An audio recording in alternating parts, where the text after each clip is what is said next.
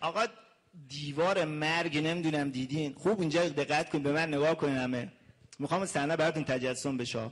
دیوار مرگ یه قسمتی از کار تفریحی بود تو پارک‌های ملت و کوهستان پارک اینا. یه جای اینجوری مردم از پله می اومدن بالا، دوره اینجوری با میستادن این بالا مثل اینجا.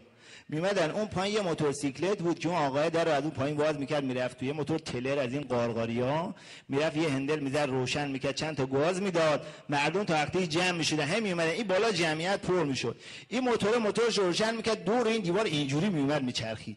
یعنی خیلی کار خطرناکی بود. گاهی وقتا این طرف میومد تا نزدیک این صورت این تماشاچی‌ها که اینا همه میرفتن کنار. کار خیلی خطرناکی. و اونم گاهی وقتا دستاشو ول میکرد، پاهاشو رو هم مینداخت، آکروبات کاری میکرد. میخوام شما رو ببرم تو دیوار مرگ، الان تجسم کنین اومدین اون بالا، موتور سواره میاد هندل میزنه و میخواد برنامه‌اش اجرا کنه.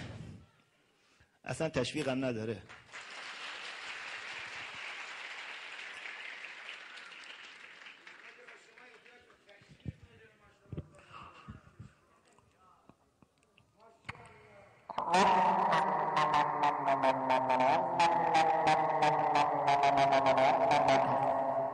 خاموش کرد دیگه.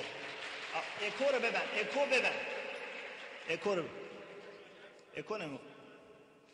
آقا خدا لعنت کنه یا خدا رحمت کنه اونایی که بنزین رو گیرون کردن. بگین رحمت کنه. چیکار داری؟ دنبال دردسر.